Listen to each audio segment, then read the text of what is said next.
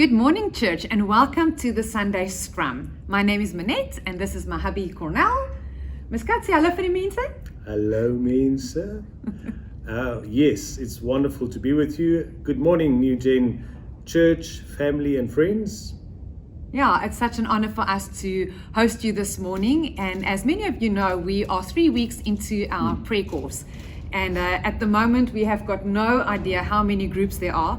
But what we do know is that there are many of them, and it's an absolute beautiful thing to see. And so, has anything stood out for you during this time? Yeah, absolutely. There's been two things that's been wonderful for me to learn from this course thus far. Pete Gregg spoke about the acronym pray, and P for pause, R for rejoice, A for ask, and Y for yield.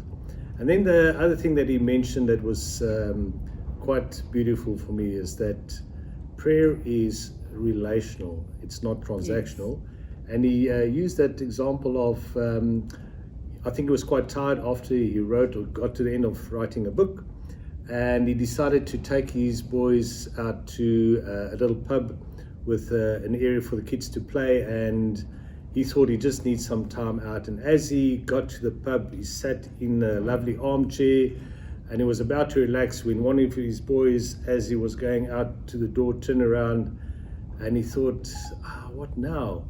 And his boy came back and his boy said, "Dad, I just missed you." And he crawled into his dad's lap, and his boy, I think Siri is with us.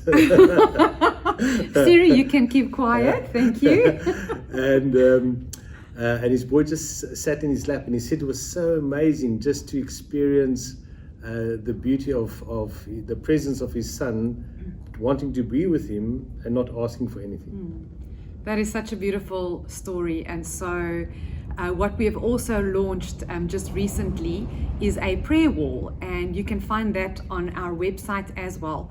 So if you have any prayer requests, please go to that wall and post your request there. And then also, if you would like to pray for someone, you can go to the wall and pray for any of the requests that's been posted there. So please make use of this tool that we have available. And we would like to also listen to a prophetic word from Mark Sayers.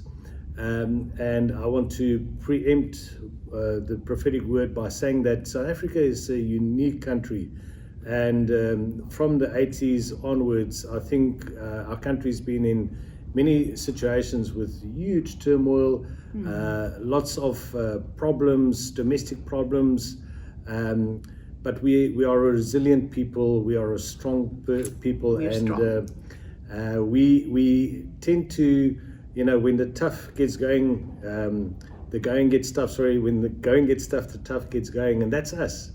And something in terms of there's a new dispensation upon us, and we as the leadership here in New Gen, we've realized with COVID-19 that things will not be the same again.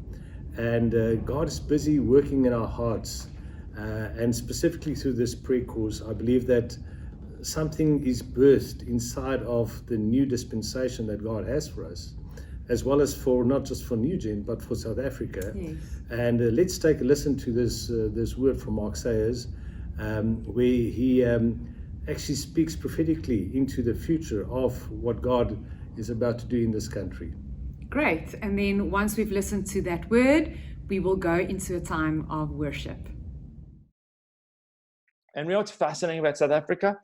Everything is happening in South Africa all at once. You have a multiplicity of cultures. You have first, second, third world all alongside each other. You have traditional cultures plus right-wing pushing into the new left-wing stuff. You've got the culture wars. You've got a term like state capture, which actually is going to be a term that you're going to hear more around the world. You've actually got these things happening in this particular place.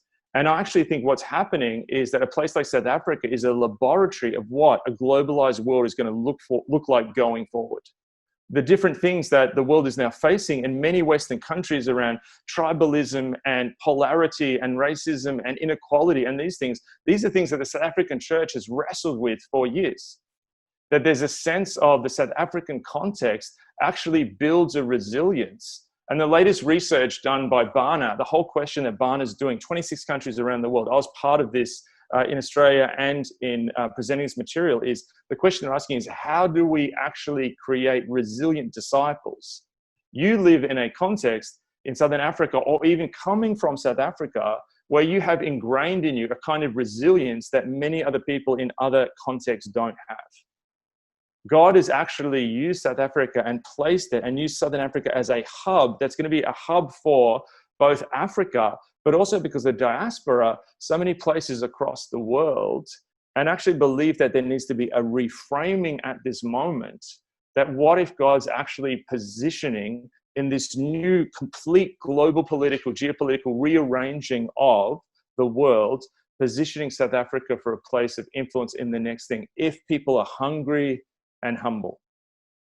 And I know there was the Blessing UK video that I watched the other day, but I saw the South African one before that. And as I watched that, I just had this sense that there's a song for South Africa to sing at this point in time.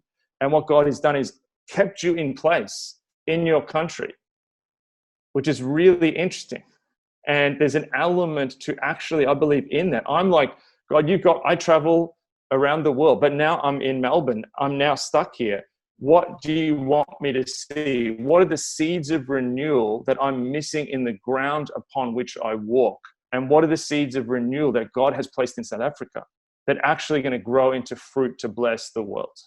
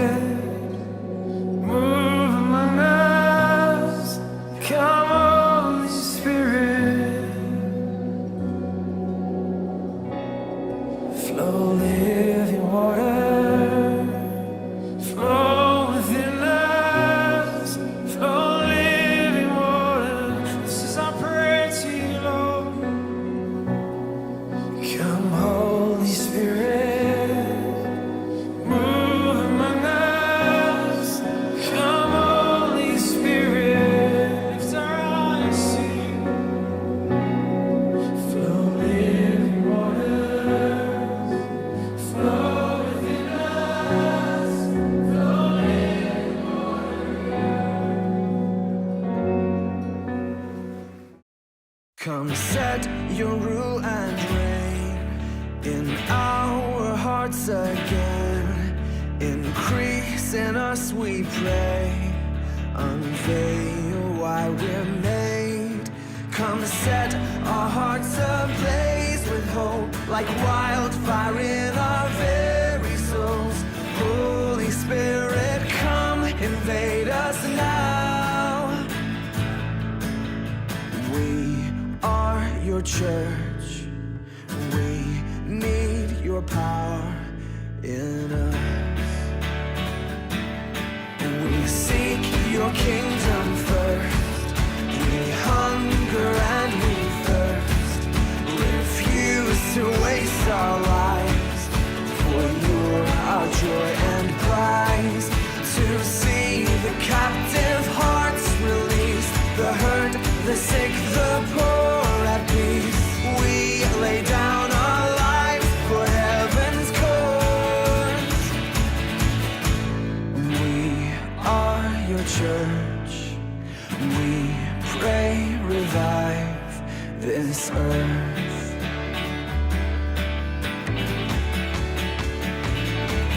Build your kingdom here. Let the darkness fear. Show your mighty hand. Heal our streets and land. Set your church on fire. Win this nation back. Change the atmosphere. Build your kingdom here. We pray.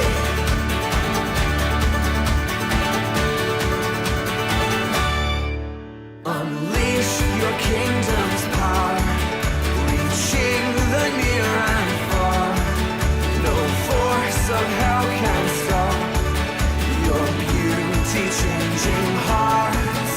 You made us for much more than this. Awake the kingdom seed in us. Fill us with the strength and love of Christ. We are your church. We are the home on earth. Build your kingdom here. Let the darkness fear. Show your mighty hand. Heal our streets and land. Set your church on fire. Win this nation back. Change the atmosphere. Build your kingdom here. We pray.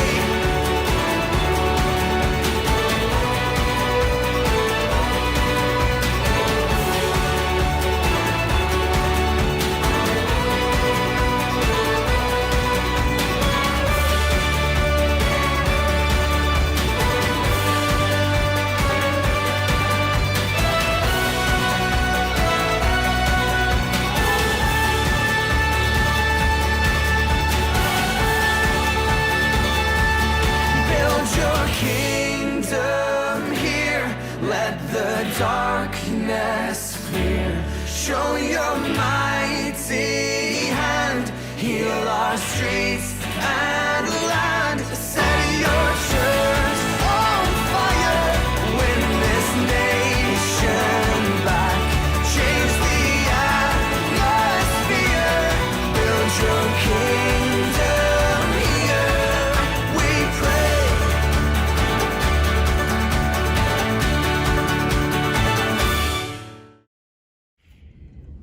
What a great time of worship we had right now. And isn't it amazing that we can just stop and pause for a moment and just focus wholly on God and just appreciate Him for who He is. And so in the last few weeks, we have been on a new journey called the Divine Warrior, where we are looking at the armor of God. And please recap for us what we've dealt with so far. So this week will be the third installment, but in week one, the big idea was that the spiritual realm is real, and I cannot agree with that big idea any less, because our war is not against flesh and blood, but against principalities, against powers, against the authorities in the air. So we know that that is where our fight is. It's a spiritual fight. And then the big idea for week 2 was that the key ingredient to access this arm of God is through prayer. And the big idea that came out was that prayer is the nerve that moves the muscle of God's might. And it's not that we manipulate God, but because we access God and we bring our hearts before Him, that's where prayer is such a powerful tool. Now this week, we're going to hear about the belt of truth. And I'm looking quite forward to see what this will mean in building upon the armor of God. But Minette, you're going to read for us Ephesians 6 verses 10 to 20. Yes, I am. But before I do that, do you have your belt on? Because you know, if you don't have your belt on, your jeans fall off. Can I show? No, don't worry about it. Let's spare the people this. But yes, the belt supports the jeans, but the belt also supports the armor of God, or the rest of the armor. So let's read Ephesians 6. And it says, "Finally, be strong in the Lord and in the strength of His might. Put on the whole armor of God, that you may be able to stand against the schemes of the devil. For we do not wrestle against flesh and blood, but against the rulers, against the authorities, against the cosmic powers over this present darkness, against the spiritual forces of evil in the heavenly places.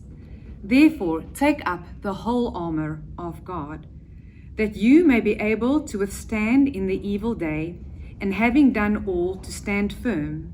Stand therefore, having fastened on the belt of truth, and having put on the breastplate of righteousness, and as shoes for your feet, having put on the readiness given by the gospel of peace.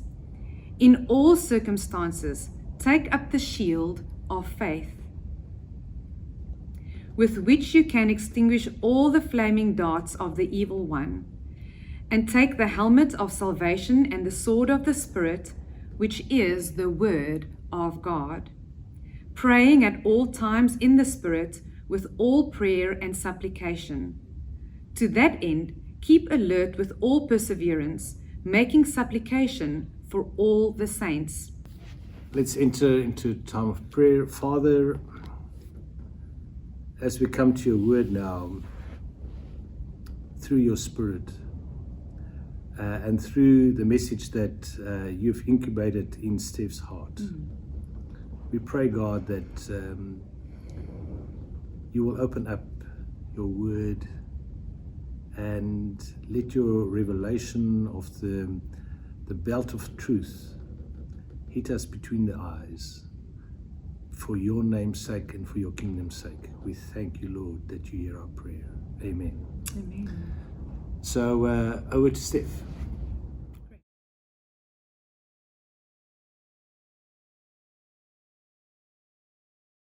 One of the most intimidating places in the world has to be JFK Airport in New York City.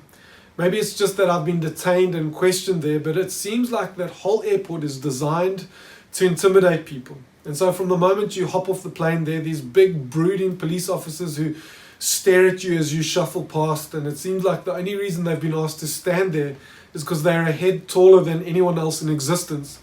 And then there are the queues. There are these endless queues going off in various directions, and eventually you don't even know why you're going where you're going, just that someone scary said to you, you must go that way.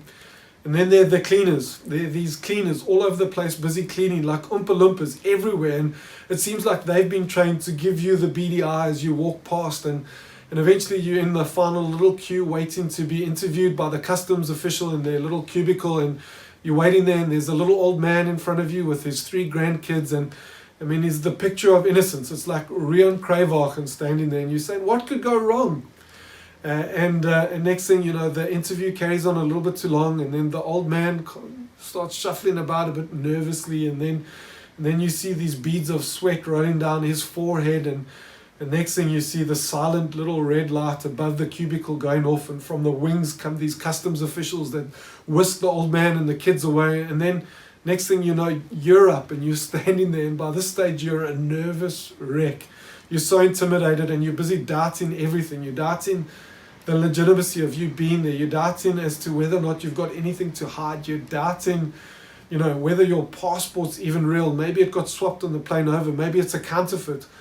And as you hand your passport over to the official, you kind of just praying the silent prayer that as they take that passport underneath that UV light, that UV light would light up that passport like a Christmas tree and just show that it's not a counterfeit, but that it is a real passport, and that you are who the passport says you are, and that you are legitimately there.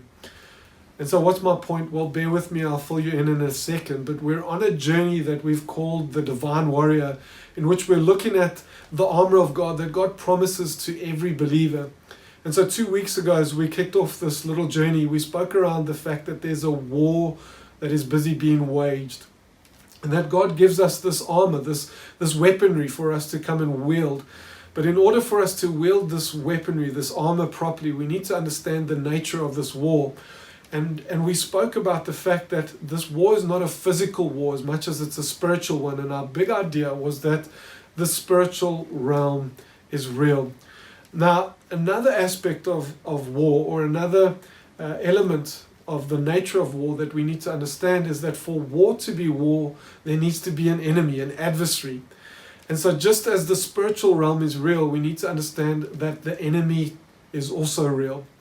And so I think one of the greatest deceptions he's pulled among so many of us, so many people, including many of you watching, is to come and convince us and to convince you that he's not real, that he's simply a figment of our imagination. And so what we need to understand is that the enemy, the devil, is real. He's as real as the screen that you're staring at right now. And in fact, in 1 Peter chapter 5, verse 8, Peter says that your adversary, the devil, your enemy, the devil, prowls around like a roaring lion, seeking someone to devour. And so this reminds me of a cat we used to have. His name was the Gov. In fact, his full name was Alejandro Luciano Jorge Jovermentos, but it was too long to fit on his name tag, so we called him the Gov. And the Gov was a great cat, and one of the things he used to do was he used to hide away behind a bush or in a tree or on the bed behind the cushions or behind the couch, and he'd wait there for someone to walk past. And when someone walked past, he'd launch himself out in full attack. But it wasn't kind of like a run in and a dab and a run away. It was like full on and aggressive. And he'd come and he'd wrap himself around you. And so God help you if you're wearing shorts and he got you on your calf muscle, because he'd wrap around you and then he'd kick out with his hind legs and he'd maul you. And then at the end of it, he wouldn't jump up and run away. He'd kind of jump up and then he'd arch his back around and he'd kind of just stare at you. And then he'd slink off and go away, and that'll teach you, come into my territory. So he was a great cat, and of course this reminds me of the scripture that the devil is like a lion prowling. But what we need to understand is that the devil's not like a little kitty cat that comes and attacks us. No, he's like a lion, like a 250 kg lion that is formidable. And he's not like a kitty cat that comes and mauls you, that you may be itchy the next day, or comes and taps you and runs away and oh, that was fun. No, he wants to devour you. And so there is a very real enemy with a very real agenda that is encompassed in this idea of devouring you. In fact, in John chapter 10, Jesus talks about the devil being like a thief who comes to steal, kill, and destroy. Now, that's not play and, have fun together and do something cool. No, he wants to steal, kill, and destroy. Steal. He wants to steal from you. He wants to steal your innocence. He wants to kill. He wants to kill any sense of righteousness or justice inside of you. He wants to kill your life. He wants to destroy you, and he wants to do it in whatever way he can. In fact, in John chapter 8, Jesus comes and says, the devil is the father of all lies. And so just as Father Abraham was the father that every person in Israel descended from, that they could trace their lineage back to Abraham, so too we need to understand that every lie that we find in the world can find its way back to the devil, to Satan himself, for he is the father of all lies. And so we see a beautiful, stunning example of this in the book of Genesis. And so it's not beautiful as much as it's illuminating, and it shows us exactly what's going on here with Adam and Eve in the Garden of Eden. And so the devil disguises himself as a serpent, and he comes to Adam and Eve in the garden, and he comes and he sows doubt, and he says, did God really say that you can't eat of this fruit? Did God really say this? And so he comes and he sows doubt in that moment, and then he comes and he spits out a lie from the pit of hell, where he says, if you eat this fruit, you'll be like God. And this is a lie from the pit of hell, because we need to know and understand that in chapter 2 and 1 of Genesis, it says there that God comes and creates mankind, that he creates Adam and Eve in his likeness, that they are his image bearers, that they are like God. And so from the pit of hell, the devil comes and he spews forth this lie, says, you'll be like God. If they already are like God. And so that mixture of doubt and that lie come and cause Adam and Eve to come and eat this fruit. And so what we need to understand is that the sin of the world doesn't enter the world through the flesh of a fruit as much as it does in that moment where they choose to believe a lie. And as they choose to believe that lie, they become servants to the one who proliferates that lie, namely the devil, and they become slaves to sin. And so what we need to understand is that this is the modus operandi of the devil, that he comes and he sows doubt, and then he comes and he casts lies into our midst, and he hopes that we'll take the bait and that we'll go for it. And so this is his modus operandi with Adam and Eve, and this is his modus operandi today still.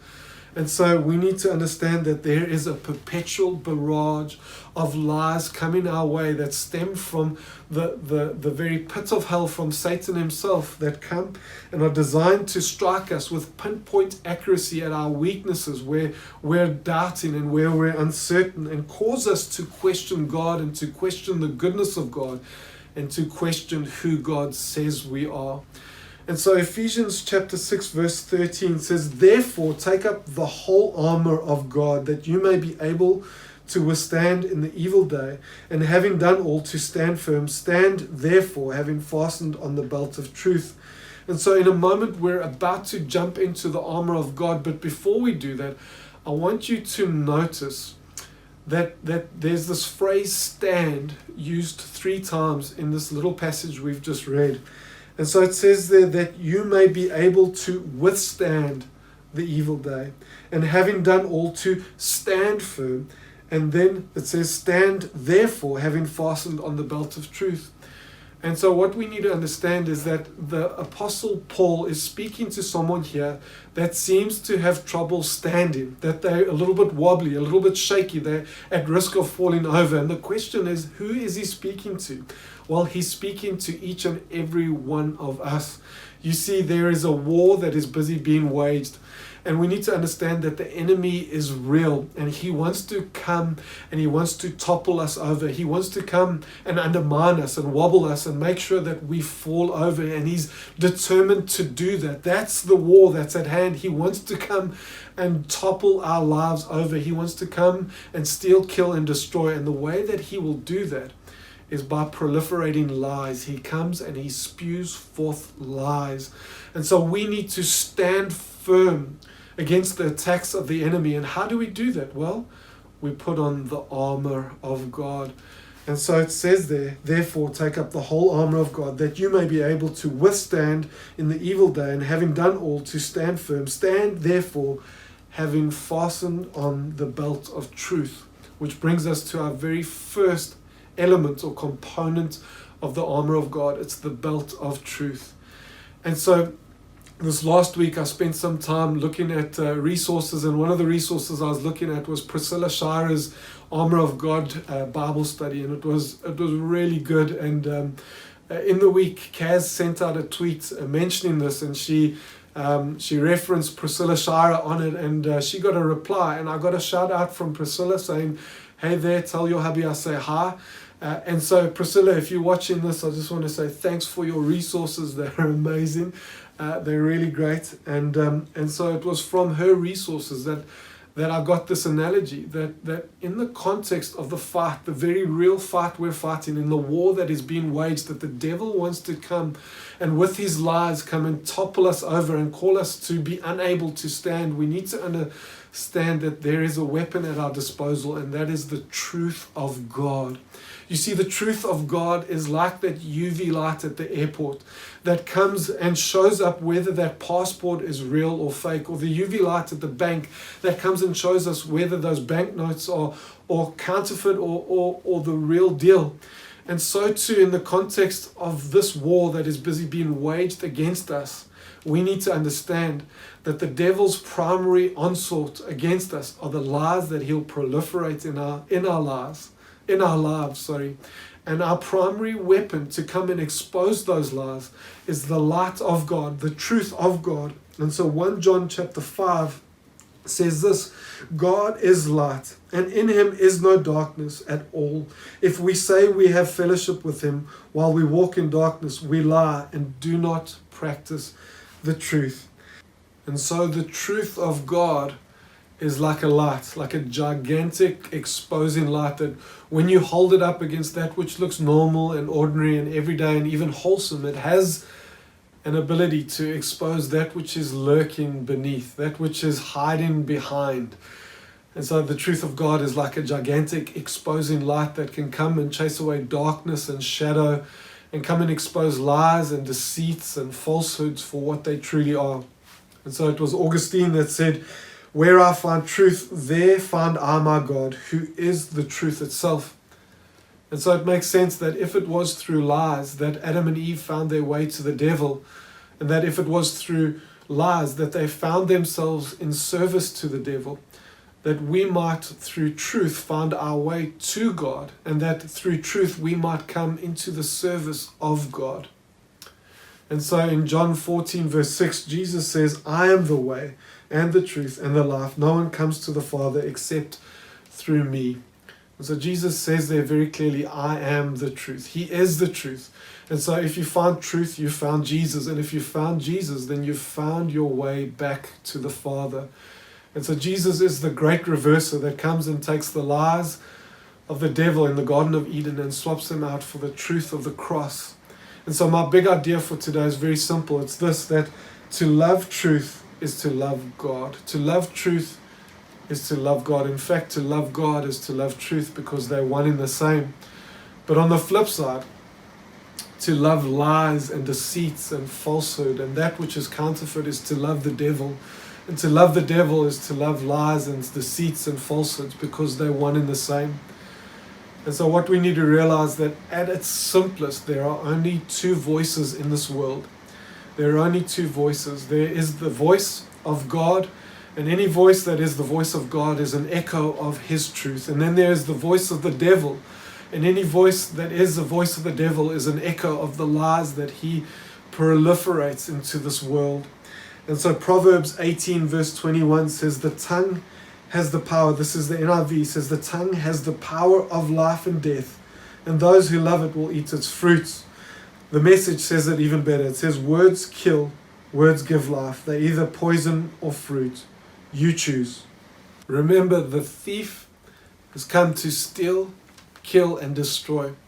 We need to remember that the devil is absolutely committed to the long game in your life, that he's going to sit there relentlessly and endlessly bombarding you with lies, hoping that one or two will land on the soft underbelly of where you're most vulnerable, that you might believe them, that you might compromise, that you might crumble, that you might be devoured and destroyed by him. But on the flip side, we have Jesus, who has come to give life and to give life in abundance. And when we look at the power of God and the power of God's truth that emanates from him, it just far outstrips the power of the devil. And so we see the power of God and the power of his truth that emanates from his mouth and from his white hot holiness in the beginning of time, when he stands over the void and with the power of his word he calls existence, all of creation, both seen and unseen, into existence. And so we need to understand, number one, that the power of God's truth far outweighs and far outstrips the power of the lies of the devil. And secondly, we need to understand that the lies of the devil do have power, but they only have power in so much as we choose to believe them. And so therein lies the battleground that we are fighting in. It's the battleground of the mind. It's the battleground in which we have to choose who we're going to believe. Are we going to believe the devil, or are we going to believe God?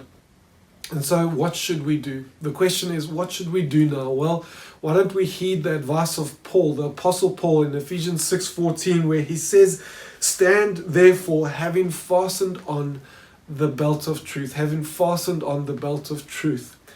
And so we're now going to enter into the armor of God, and we need to know and understand that there are two different metaphors at play here. The first is a physical metaphor of actual armor. And so in Paul's day, Roman soldiers were as common as cars are to us today. And so everyone then would have been able to imagine a Roman soldier and the armor that a Roman soldier would have been able to wear. And so as he spoke around the belt and the breastplate and the shoes and the shield and the helmet and the sword, each and every one of them would have been able to imagine that in their mind's eye. And so he comes and he starts off and he talks about putting the belt on. And so he says you must start with the belt. And the question is, why start with the belt? And so we need to understand that this isn't a belt like a lady wears, around like a fashion statement. I don't even know what those things are. It's not like a belt like Cornell you would wear. It's not like a belt that a handyman would wear with tools on, or even a police officer with a holster and a gun. No, it's a very unique and a very special kind of belt. And so if you imagine the armor that a Roman soldier would have worn, that armor would have weighed up to 30 kilograms. And so imagine that weight bearing down in battle and carrying it into battle and after battle. It would have been immense and hard work. And so the idea was to distribute that weight well. And so imagine if you distributed that weight over the shoulders here and you had to carry all that weight there. It's just not efficient and as effective as it should be. What you need to do is you need to understand that you need to distribute that weight around your core, and that your core needs to carry that weight. And if you can do that, you create a much more efficient and effective soldier. And so how do you do that? How do you get the weight of the armor to come and to bear in on the core of the soldier? Well, it's through a belt. And so that's why you start with the belt, because the belt holds the rest of the armor, or much of the rest of the armor, in place and together, and helps the soldier be sustainable for the fight, for the long haul. And so he always starts with the belt, and we need to start with the belt. So that's the one side of the metaphor. The other side of the metaphor is a spiritual metaphor, where in Isaiah 59, God comes and talks about the armor, his armor that he wants to come and bestow upon his people. And this armor is spiritual armor that we need to understand that the fight we're fighting, we cannot fight with our five senses. We cannot fight in the sense of the physical or in flesh and blood. We need to fight it in the spiritual realm, and we need to come and we need to depend upon God for that. And so what are those things? Well, it's things like truth and righteousness and peace and salvation. And what Paul does is he comes and he takes that physical metaphor and the spiritual metaphor, and he links them together. And he comes and he forms the armor of God that we know so well. And he says you need to start first and foremost with the belt of truth. And the reason he starts here is because we need to know and understand that every battle that we face starts in the realm of what is true and what is not true, what is from God and what is not from God. And so we live in an age of cynicism in which everyone questions everything, and the more cynical you are, the more intellectual you are. And truth has become relative and malleable, and you can make it up as you go along, and it can change from one day to the next depending on your moods. And so truth in this day and age has no absolutes. And John Owen, the Puritan preacher from many years ago, warns us about this. He says, without absolutes revealed from without by God himself, we are left rudderless in a sea of conflicting ideas about manners, justice, and right and wrong, issuing from a multitude of self-opinionated thinkers. Without absolute truth, we cannot discern the difference between right and wrong, between justice and injustice, between equality and inequality. We need the absolute truth of God to come and to help guide us and lead us and to even help show us and discern the nature and the character of God. And without it, I'm certain society will implode upon itself. And so we have to fight for it. And so as I bring this into land, the question begs asking, what does this look like practically? And so I'm going to answer this under two headings as quick as I can. The first is under the heading of two voices in. The second is two choices out. And so two voices in is exactly what it sounds like, what we've been speaking about, that there are two voices coming into our lives. And when we say voices, it can be voices from other people, like Job's friends. It can be voices through media. It can be voices through books or through anything that we might read. It might even be voices in our own heads that come and torment us. But there are two voices that are coming in. One is a voice that is an echo of God's truth, and the other is a voice that is an echo of the lies of the devil himself. And we need to understand that there are these two voices. It's as basic as that coming into our lives.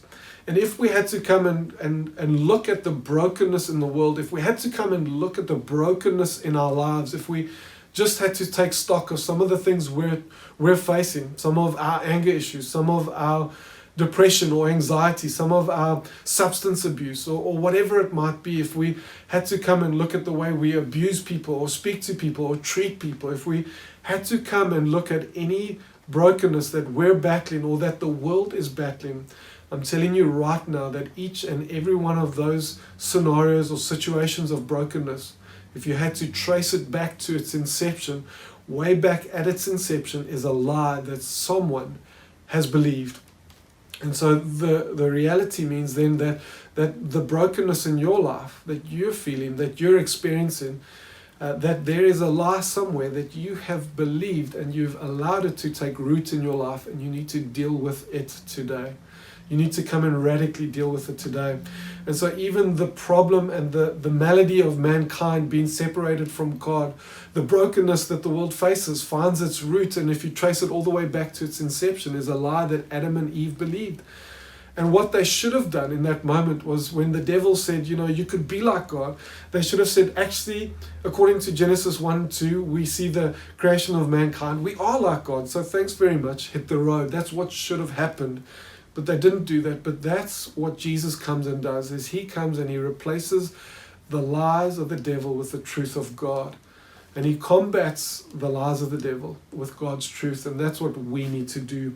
And so in Romans chapter 12, verse 2, Paul comes and he says, do not be conformed to this world, but be transformed by the renewal of your mind. And so each and every one of us we have to embrace this challenge, and we have to embrace this fight. And this is what it means, putting on the belt of truth, is we need to come and renew our minds day in and day out. And we need to understand that there's this filter we have to place before our minds, where we filter in that which is from God and we allow it in, and that which is from the devil and we don't allow it in.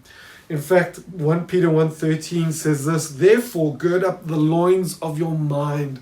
And so this is a beautiful phrase that comes from the idea of a man back in biblical times wearing a robe. And if he had to run anywhere, or if he had to, get, as he was called to a moment of action, what he would do is he'd take his robe and he would take it and he would gird it in. He had tied in around him, so it was almost like a nappy around him, and he'd gird his loins there. And so Peter's using this phrase. He's saying what we need to do is we need to come and gird our minds. We need to come and put a filter around our minds so that we might be ready for action. And so we need to come and we need to go through some of the brokenness in our lives, trace it back to the lie that we've believed, and we need to come and refute it with the truth of God. And so some of you are saying, I'm worthless. I'm actually worthless. I'm hopeless. And you need to know that God says, I love you so much, John 3:16, that I sent my only begotten Son to die for you. So how can you say you're worthless? Some of you are saying, I'm ugly, I'm fat, I'm big, I'm small, whatever it is. I've got a big nose. But God says, I knitted you together in your mother's womb. How dare you come and call something that God knitted together in your mother's womb ugly or unworthy? And so we need to come and we need to combat the lies of the devil with the truth of God. And so two voices in, we need to filter one of those voices out. And then the second response is 2 choices out. We got 2 choices out, and I want us to understand that we, in this life, in how we respond and treat other people and what we say and do to others, we can either come and be an echo of the voice of God and the truth that emanates from Him, or we can come and be a partner with the devil himself and echo his lies that go out. And so some of us need to understand that sometimes when we say things about people, we're coming and we're partnering with the devil himself, and we're spewing lies that are contrary to the truth of God. And so when you say someone's stupid, or when you say someone's an idiot, or when you come and say you're not worth it, or when you say you're never going to amount to anything, you're actually partnering with the devil to come and spew forth his lies. It's like you're a witness in the court of God, and you come in and say, yeah, the devil's right, he is doof, he is an idiot, he is never going to amount to anything. And so I want to come and to call us to come and to put a check on what comes out of our mouth and what we say, and to ensure that everything that comes from our mouth is an echo of God's truth and not resonating with the lies of the devil. And so James 3 verse 4 says, look at the ships also. Though they are so large and are driven by strong winds, they are guided by a very small rudder, wherever the will of the pilot directs. So also the tongue is a small member, yet it boasts of great things. How great a forest is set ablaze by such a small fire, and the tongue is a fire, a world of unrighteousness. And so as we end here, I want to ask you to take some time as we go into a worship song, to sit there, to sing, to hum, to do whatever you need to do, but do business with God. Maybe you need to come and put a bridle on your tongue, and maybe you need to sort that out so you're not partnering with the devil and proliferating this world with his lies. Or maybe there's some brokenness in your life that you need to come and just allow God's truth to come and soak up and to refute those lies that have been the source of that brokenness. And so at the end of this meeting, there's going to be a number that's going to come up on the screen. And if you want prayer, we'd love for you to get hold of us. And right now, this is Sunday morning, we'd love to pray with you. Send a message there, we'll get hold of you, and someone will get hold of you and pray with you and remind you of the truth of God. And so now as we go into the song, won't you do business with God? Let Him come and meet with you. God bless.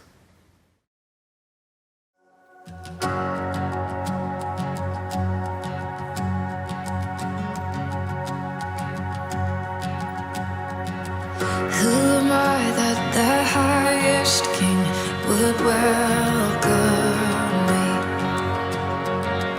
I was lost, but He brought me in. Oh, His love for me. Oh, His love for me. Who the Son sets free, oh, is free indeed. I'm a child of God, yes I am. Free at last, He has ransomed me, His grace runs deep. While I was a slave to sin, Jesus died for me. Yes, He died for me. Who the Son sets free, oh, is free indeed. I'm a child of God, yes I am. In my Father's house, there's a place for me. I'm a child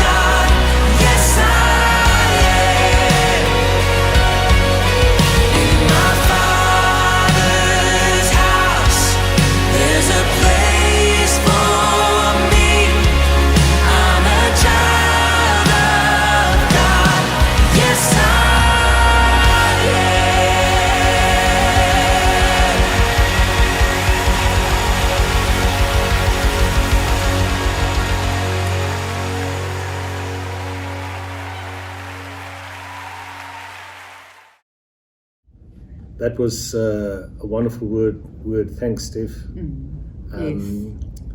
And for so many reasons, it's an apt word for this time, because we are bombarded constantly with voices from all over, and That's how true. to distinguish between the voice of God and the voice of the enemy.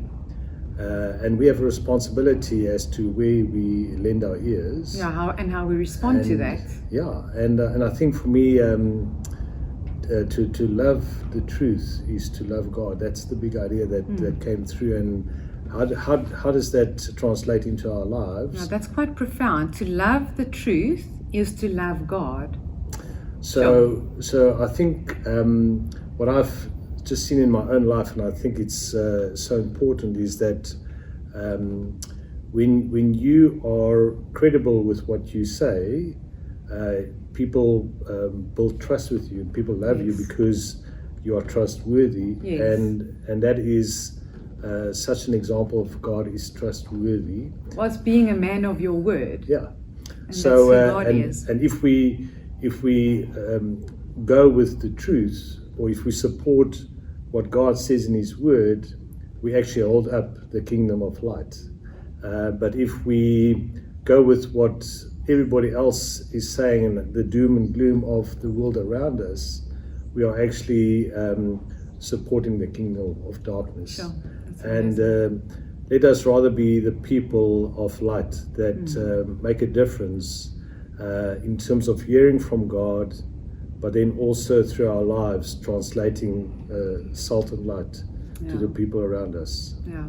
Big idea: to love truth is to love God. Love God. That's wonderful. So let your light shine, people. We just want to remind you again of the prayer wall. So please make use of that on our website.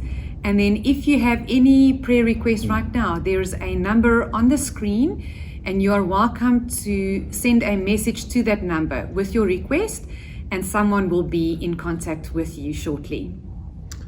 So what remains is for us to say goodbye, and for you to have a wonderful day with all the rain and the cold. I hope you have a nice fireplace. And why don't you connect with your life group via Zoom, have a cup of coffee, discuss today's message, and then take a time to take communion. Yes. And with the things that we have to look at in sorting out our own lives, let that communion time be a time of us making business with God. That's wonderful. Thank you. So, church, have a beautiful day. We'll see you again soon. Bye. Cheerio.